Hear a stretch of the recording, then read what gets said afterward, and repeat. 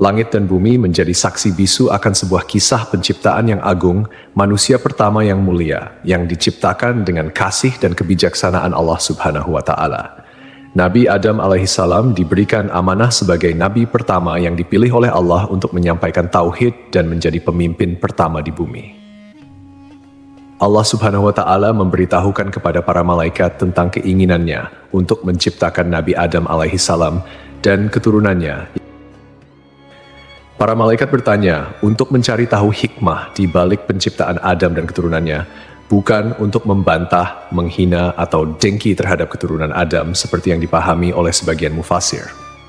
Mereka berkata, apakah engkau hendak menjadikan orang yang merusak dan menumpahkan darah di sana? Menurut salah satu pendapat, kerusakan dan pertumpahan darah sudah pernah terjadi sebelum Nabi Adam alaihissalam diciptakan, dan hal itu dilakukan oleh para jin dan sekelompok jin lainnya. Jin sudah ada 2000 tahun sebelum Adam alaihissalam diciptakan, dan mereka saling menumpahkan darah. Kemudian Allah Subhanahu wa Ta'ala mengirim sepasukan malaikat untuk menghalau mereka ke semenanjung lautan. Menurut pendapat lain, para malaikat mengatakan demikian karena mereka tahu bahwa makhluk-makhluk yang diciptakan dari unsur bumi biasanya berwatak demikian. Lalu Allah Subhanahu wa Ta'ala menjawab pertanyaan para malaikat, "Aku mengetahui apa yang tidak kalian ketahui." Artinya, Allah mengetahui maslahat besar di balik penciptaan manusia yang tidak mereka ketahui. Di antaranya akan muncul para nabi, rasul, orang-orang syidikin, dan syuhada dari keturunan Nabi Adam alaihissalam. Allah Subhanahu wa Ta'ala telah menciptakan Nabi Adam alaihissalam berdasarkan bentuknya. Nabi Adam alaihissalam diciptakan dari tanah yang diambil dari berbagai hamparan bumi. Warna-warni tanah yang tersebar di seluruh bumi ini menjadi sebab keturunan Nabi Adam alaihissalam lahir dengan beragam warna kulit hingga saat ini. Variasi tersebut mencerminkan kebesaran Allah Subhanahu wa Ta'ala dalam menciptakan keanekaragaman manusia. Tingginya 60 hasta atau sekitar 27,43 meter, yang sering dibulatkan menjadi 30 meter. Hal ini selaras dengan penelitian yang dimuat dalam jurnal Madaha Yisrael Be'Anglit Variet, yang menyatakan bahwa tinggi rata-rata manusia zaman dahulu 90 kaki atau sekitar 7,43 meter, seperti yang dijelaskan dalam hadis. Allah Subhanahu wa Ta'ala telah menciptakan Nabi Adam alaihissalam berdasarkan bentuknya dengan tinggi 60 hasta. Kemudian Allah Subhanahu wa Ta'ala berfirman, "Pergilah dan berilah salam kepada para malaikat, dan dengarkanlah apa yang mereka katakan kepadamu. Itulah kehormatan bagimu dan keturunanmu." Ukuran tubuh manusia terus-terus menyusut secara bertahap hingga sekarang. Tentunya Allah Subhanahu wa Ta'ala memiliki hikmah terbaik terkait penyusutan tubuh manusia, karena rencananya selalu yang terbaik. Meski manusia saat ini tidak memiliki postur tubuh setinggi Nabi Adam alaihissalam, Rasulullah Shallallahu Alaihi Wasallam menyampaikan kabar bahwa penghuni surga nantinya akan memiliki postur tubuh yang serupa dengan nenek moyang mereka, yaitu Nabi Adam alaihissalam. Tubuh penghuni surga akan kembali ke bentuk awal penciptaan manusia. Seperti yang disabdakan Rasulullah Shallallahu Alaihi Wasallam, sesungguhnya tinggi badan para penghuni surga ketika mereka memasuki surga adalah 60 hasta, seperti pohon kurma yang tinggi. Mereka makan buah-buah pohon di surga sambil berdiri. Allah Subhanahu wa Ta'ala juga mengajarkan kepada Nabi Adam alaihissalam nama-nama semua benda yang diketahui manusia, mulai dari nama manusia, hewan, bumi, tanah, lautan, gunung, unta, keledai, hingga nama-nama benda lainnya. Allah Subhanahu wa Ta'ala juga mengajarkan nama lembaran, takdir, dan lainnya. Allah Subhanahu wa Ta'ala mengajarkan nama-nama benda dan sifat-sifatnya, mulai dari benda-benda besar hingga kecil. Allah Subhanahu wa Ta'ala berfirman dalam surah Syad, "Ingatlah ketika Rabbmu berfirman kepada para malaikat, sesungguhnya aku akan menciptakan manusia dari tanah. Maka apabila telah aku sempurnakan kejadiannya dan aku tiupkan kepadanya ruh ciptaanku, maka tunduklah kamu kepadanya dengan bersujud sebagai tanda penghormatan." Maka seluruh malaikat itu bersujud semuanya bersama-sama, kecuali iblis. Dia menyombongkan diri dan dia termasuk golongan yang kafir. Allah berfirman, "Hai iblis, apakah yang menghalangimu sujud kepada yang telah aku ciptakan dengan kedua tanganku? Apakah kamu menyombongkan diri ataukah kamu merasa termasuk orang-orang yang lebih tinggi?" Iblis berkata, "Aku lebih baik daripadanya, karena engkau ciptakan aku dari api, sedangkan dia engkau ciptakan dari tanah." Allah berfirman, "Maka keluarlah kamu dari surga, sesungguhnya kamu adalah orang yang terkutuk, dan sesungguhnya kutukanku tetap atasmu sampai hari pembalasan." Iblis berkata, "Ya Tuhanku, tangguhkanlah aku sampai pada hari mereka dibangkitkan." Allah berfirman, "Maka sesungguhnya kamu termasuk golongan yang diberi penangguhan sampai pada hari yang telah ditentukan waktunya, yaitu hari kiamat." Iblis menjawab, "Demi kemuliaanmu, pasti aku akan menyesatkan mereka semuanya, kecuali hamba-hambamu yang terpilih di antara mereka." Allah berfirman, "Maka yang benar adalah sumpahku, dan hanya kebenaran itulah yang aku katakan. Sungguh, aku akan memenuhi neraka jahanam dengan kamu dan dengan orang-orang yang mengikutimu di antara mereka semuanya." Surah Syad 71 hingga 78. Hasan al-Basri menuturkan iblis sama sekali bukan golongan malaikat. Pada mulanya, iblis berasal dari golongan jin. Namun, kala mereka berbuat onar di bumi, Allah mengutus sepasukan malaikat, membunuh dan mengusir mereka ke semenanjung-semenanjung lautan. Iblis termasuk di antara jin yang ditawan, kemudian dibawa naik ke langit, dan kemudian ia singgah di sana. Saat para malaikat diperintahkan bersujud, iblis enggan menuruti perintah itu. Ibnu Mas'ud menyatakan, iblis pada mulanya adalah pemimpin para malaikat di langit paling bawah. Ibnu Abbas menambahkan, namanya Azazil. Riwayat lain menyebutkan namanya Harits. Ada juga yang menyatakan, iblis berasal dari salah satu golongan malaikat bernama jin. Mereka bertugas menjaga surga. Ia termasuk yang paling mulia, paling banyak ilmu dan ibadah di antara mereka dan memiliki 4 sayap. Namun kemudian Allah mengubah wujudnya menjadi setan yang terkutuk. Allah memerintahkan Adam alaihissalam untuk tinggal di surga bersama istrinya. Allah berfirman, "Dan kami berfirman, wahai Adam, tinggallah engkau dan istrimu di dalam surga dan makanlah dengan nikmat berbagai makanan yang ada di sana sesukamu. Tetapi janganlah kamu dekati pohon ini, nanti kamu termasuk orang-orang yang zalim." Al-Baqarah 35. Iblis dikeluarkan dari surga dan Adam ditempatkan di surga. Adam berjalan di sana seorang diri tanpa seorang istri mendampingi agar bisa merasa senang. Adam lalu terlelap sesaat. Setelah bangun, ternyata ada seorang wanita duduk di dekat kepalanya. Ia diciptakan Allah dari tulang rusuk Adam. Adam bertanya, "Kamu siapa?" "Aku seorang wanita," jawab Hawa. "Kenapa kau diciptakan?" tanya Adam. "Agar kau merasa senang padaku," jawabnya. Para malaikat kemudian bertanya kepada Adam karena mereka tahu luasnya ilmu Adam. "Siapa namanya, wahai Adam?" Nabi Adam menjawab, "Namanya Hawa." "Kenapa disebut Hawa?" tanya para malaikat. "Karena ia diciptakan dari benda hidup," jawab Adam. Hawa diciptakan dari tulang rusuk sebelah kiri yang paling pendek saat ia tidur. Kemudian tulang tersebut diganti dengan daging. Setelah Hawa diciptakan dan hidup bersama Adam di surga, di dalam surga tersebut, Adam dan Hawa memperoleh bimbingan, tuntunan, perintah, dan larangan dari Allah, sebagaimana yang diberikan kepada umat manusia di dunia. Allah mengizinkan keduanya menikmati segala jenis makanan yang ada di surga, kecuali buah dari pohon terlarang.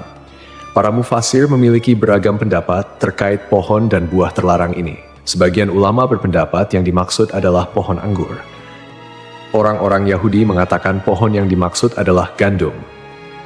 Biji-bijian gandum ini lebih lembut dari keju dan lebih manis dari madu. Sebagian ulama lain mengatakan bahwa buah tersebut adalah kurma. Sementara Abu Aliyah menyatakan, siapapun yang memakan buah pohon tersebut pasti mengeluarkan hadas, dan di surga tidak patut ada hadas. Perbedaan pendapat ini intinya hampir sama. Allah sengaja tidak menyebut buah apa persisnya. Andai ada maslahat di balik penyebutan nama buah yang dimaksud, tentu sudah Allah sebutkan, sama seperti hal-hal lain yang tidak disebutkan namanya dalam Al-Quran. Lalu iblis berusaha mengeluarkan Adam alaihissalam karena iri dengan kemuliaan yang diberikan oleh Allah kepadanya. Tipu daya berupa bujukan dan rayuan dilakukan oleh iblis agar dapat mengeluarkan keduanya dari surga. Iblis membisikkan pikiran jahat dan berkata kepada Adam, "Wahai Adam, maukah aku tunjukkan kepadamu pohon keabadian dan kerajaan yang tidak akan binasa? Rabbmu hanya melarang kamu berdua mendekati pohon ini dan melarang kalian berdua memakan buah ini, tidak lain agar kalian berdua tidak menjadi malaikat atau kekal selamanya di surga." Artinya, jika kalian berdua memakan buah itu, kalian berdua menjadi malaikat atau kekal selamanya di surga. Dan setan bersumpah kepada keduanya, "Sesungguhnya aku ini benar-benar termasuk para penasehat." Setan membujuk mereka dengan tipu daya. Hawa lebih dulu memakan buah pohon tersebut, dan dialah yang menyebabkan Adam memakannya.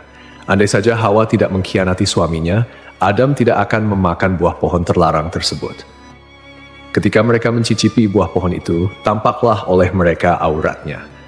Saat itu kedua mata Adam dan Hawa terbelalak dan keduanya mengetahui bahwa mereka telanjang. Kemudian keduanya mencari dedaunan buah tin lalu mereka gunakan sebagai untuk menutupi aurat mereka. Rasulullah bersabda, "Sungguh, Allah menciptakan Adam, lelaki berbadan jangkung, berambut lebat, seakan-akan pohon kurma menjulang tinggi. Saat memakan buah pohon, pakaiannya terlepas dan bagian pertama yang terlihat adalah auratnya. Saat melihat auratnya, Adam berlari di surga. Allah memerintahkan dua malaikat untuk mengeluarkan Adam dan Hawa dari dekatnya. Jibril kemudian melepas tiara dari kepala Adam dan Mikail melepas mahkota dari keningnya. Dahan sebuah pohon kemudian mengait hingga Adam mengira hukuman disegerakan untuknya. Adam menundukkan kepala dengan mengatakan, "Ampun, ampun." Allah berfirman, "Apa kau melarikan diri dariku?" Adam menjawab, "Bukan, tapi karena aku malu padamu, wahai penolongku." Rabb menyeru mereka, "Bukankah aku telah melarang kamu dari pohon itu dan aku telah mengatakan bahwa sesungguhnya setan adalah musuh yang nyata bagi kamu berdua?" Keduanya berkata, "Ya Rabb kami telah menzalimi diri kami sendiri." Setelah menyadari kesalahannya, Adam dan Hawa meminta pertaubatan kepada Allah. Pertaubatan Adam dan Hawa diterima oleh Allah, namun Allah tetap memberikan hukuman akibat pelanggaran yang dilakukan oleh Adam dan Hawa. Keduanya dikeluarkan dari surga dan diturunkan ke bumi. Turunlah kalian dari surga menuju bumi, dan kalian akan menjadi musuh satu sama lain. Kalian akan memiliki tempat tinggal di bumi sampai batas waktu tertentu. 24 hingga 25. Rasulullah bersabda, "Hari terbaik yang matahari terbit pada hari itu adalah hari Jumat. Pada hari itu Adam diciptakan, pada hari itu ia dimasukkan ke surga, dan pada hari itu ia dikeluarkan darinya." Para ulama memiliki pendapat yang berbeda mengenai lokasi diturunkannya Adam dan Hawa di bumi. Pendapat mayoritas menerima bahwa Adam dan Hawa diturunkan ke bumi pada dua tempat yang berbeda dan kemudian bertemu di Arafah. At-Tabari, At-Tabrani, Abu Nuaim, dan Ibnu Asakir meriwayatkan bahwa Adam alaihi salam diturunkan ke bumi di India. Pendapat ini diperoleh dari hadis yang disampaikan oleh Abdullah bin Umar dan Abdullah bin Abbas. Sementara itu, menurut pendapat ini, Hawa diturunkan di Jeddah. Riwayat lain menyatakan bahwa Adam dan Hawa diturunkan di Shofa dan Marwah, di mana Adam di Shofa sedangkan Hawa di Marwah. Al-Auza'i meriwayatkan bahwa Adam berada di surga selama 100 tahun. Riwayat lain menyebutkan 60 tahun, menangisi surga selama 70 tahun, menangisi kesalahannya selama 70 tahun, dan menangisi anaknya yang dibunuh selama 40 tahun. Jika memang benar hari di mana Adam diciptakan dan dikeluarkan dari surga, sama seperti hari Jumat dalam ukuran dunia, pendapat ini masih perlu dikaji lebih jauh. Dan jika Adam dikeluarkan dari surga pada hari yang berbeda dengan hari ia diciptakan, atau kita katakan bahwa ukuran hari tersebut adalah sama seperti 6.000 tahun untuk ukuran hari-hari dunia, seperti yang diriwayatkan dari Ibnu Abbas, Mujahid, Dahak, dan dipilih Ibnu Jarir, berarti Adam berada di surga dalam jangka waktu yang sangat lama. Ibnu Jarir menjelaskan seperti diketahui, Adam diciptakan pada saat terakhir hari Jumat, yang mana sesaatnya adalah selama 83 tahun dan 4 bulan. Karena saat Adam masih berbentuk tanah yang berwujud dan ruh belum ditiupkan, ia bertahan selama 40 tahun dalam kondisi seperti itu. Selanjutnya Adam berada di surga sebelum diturunkan dari sana selama 43 tahun. Wallahu alam. Lalu setelah sekian lama mereka pun dipertemukan kembali oleh Allah di Jabal Rahmah. Nabi Adam dan Hawa memulai kehidupan baru sebagai manusia biasa dan kembali menjalani kehidupan berdua sebagai pasangan suami istri. Mereka dikaruniai keturunan. Setiap kali melahirkan, Hawa melahirkan sepasang anak lelaki dan perempuan. Adam diperintahkan untuk menikahkan setiap anak lelaki dengan saudari kembar saudaranya, dan setiap anak perempuan dengan saudara kembar saudarinya. Tidak halal saudara perempuan menikah dengan saudara lelaki yang lahir bersamaan. Setelah itu, populasi manusia menyebar di berbagai belahan bumi. Hawa melahirkan 40 anak dalam 20 kali kehamilan. Allah menurunkan Adam dari surga ke bumi dan mengajarkan segala kerajinan padanya. Allah membekali Adam dengan buah surga. Hanya saja, buah-buahan dunia berubah, sementara buah-buahan surga tidak berubah. Allah berfirman, "Wahai Adam, sungguh aku memiliki tanah haram tepat sejajar dengan arsiku. Maka pergilah lalu bangunkan sebuah rumah untukku di sana. Lalu kelilingilah rumah itu seperti para malaikat mengelilingi arsiku." Allah kemudian mengutus seorang malaikat kepada Adam, memberitahukan tempatnya, mengajarkan manasik-manasik padanya, dan menyampaikan padanya bahwa setiap ayunan langkah kaki Adam menjadi ibadah yang mendekatkan diri padanya setelah itu. Diriwayatkan pula dari Ibnu Abbas, makanan pertama yang dimakan Adam di bumi berawal dari Jibril. Jibril datang dengan membawa 7 biji gandum. Adam bertanya, "Apa ini?" Jibril menjawab, "Ini adalah pohon yang dilarang untuk kau makan, lalu kau makan." "Apa yang harus aku lakukan dengan biji-bijian itu?" tanya Adam. "Tanamlah di bumi," jawab Jibril. Adam kemudian menanam biji-bijian gandum tersebut. Berat setiap bijinya lebih dari berat 100.000 biji gandum dunia. Gandum kemudian tumbuh, Adam lalu memanennya. Setelah itu, Adam memisahkan kulit dan isi biji gandum, kemudian menampi. Setelah itu, ia tumbuk, membuat adonan, dan ia jadikan roti. Kemudian, setelah melalui jerih payah yang cukup melelahkan, Adam alaihissalam pun memakannya. Pakaian pertama Adam alaihissalam dan Hawa berasal dari bulu domba. Adam menggerus bulu-bulu domba lalu ia tenun dan dibuat jubah untuk ia kenakan, serta baju panjang dan kerudung untuk Hawa. Setelah bertemu dan kembali menjalani kehidupan berdua sebagai pasangan suami istri, mereka dikaruniai keturunan. Saat itu, setiap kali Hawa melahirkan, akan selalu lahir anak kembar laki-laki dan perempuan. Kelahiran anak kembar pertama diberi nama Kabil dan Iklima. Kemudian kelahiran anak kembar kedua diberi nama Habil dan Labuda. Ketika anak-anak Nabi Adam alaihissalam dan Hawa tumbuh dewasa, mereka pun memiliki karakter dan sifat yang berbeda. Kabil mempunyai sifat yang keras, sedangkan Habil mempunyai sifat yang lebih lemah lembut dan sabar. Kemudian, anak perempuan Iklima menjadi remaja yang memiliki paras yang cantik, sementara Labuda biasa-biasa saja. Seiring bertambahnya usia, mereka mulai tertarik pada lawan jenis. Hingga Allah menurunkan kepada Nabi Adam alaihissalam dan Hawa bahwa keempat anaknya harus dinikahkan sesuai aturan yang tidak memperbolehkan pernikahan dengan anak kembar. Dengan kata lain, Kabil tidak bisa menikah dengan Iklima, begitupun Habil yang tidak bisa menikahi Labuda. Setelah Nabi Adam alaihissalam menyampaikan aturan pernikahan kepada saudara kembarnya, ternyata Kabil menolak dan mengatakan ingin menikah dengan Iklima yang tidak lain merupakan saudara kembarnya sendiri. Untuk menyelesaikan perselisihan antara anak laki-lakinya, Nabi Adam alaihissalam mengajukan solusi yaitu Kabil dan Habil harus berkurban, lalu kurbannya diterima di sisi Allah, sehingga dialah yang berhak menikah dengan Iklima. Setelah itu, Adam pergi untuk menunaikan ibadah haji ke Mekkah dan menitipkan anak-anaknya kepada langit. Tapi langit enggan menerima permintaannya itu. Adam kemudian menitipkan anak-anaknya kepada bumi dan gunung, namun mereka semua menolak. Kabil justru menerima permintaan ayahnya untuk menjaga saudara-saudaranya. Kabil, seorang petani sombong, menyiapkan seikat gandum dengan kualitas yang jelek. Sedangkan Habil, yang merupakan seorang peternak, menyiapkan seekor kambing gemuk untuk dikorbankan. Kurban keduanya disimpan di tengah lapangan. Tak lama kemudian, Allah menurunkan api dan memakan kurban Habil, sementara kurban milik Kabil dibiarkan. Artinya, Allah menerima kurban Habil dan diperbolehkan menikah dengan Iklima. Suatu malam, Habil tidak kunjung pulang mengembala kambing. Setelah mencari-cari, Kabil bertemu Habil.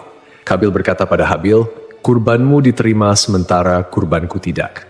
Habil menyahut, "Sesungguhnya Allah hanya menerima amal dari orang yang bertakwa." Kabil marah saat itu dan memukulkan benda tumpul yang ia bawa hingga Habil meninggal dunia. Allah berfirman, "Dan ceritakanlah Muhammad yang sebenarnya kepada mereka tentang kisah kedua putra Adam ketika keduanya mempersembahkan kurban, maka kurban salah seorang dari mereka berdua, Habil, diterima dan dari yang lain tidak diterima. Dia berkata, 'Sungguh aku pasti membunuhmu.' Dia Habil berkata, 'Sesungguhnya Allah hanya menerima amal dari orang yang bertakwa.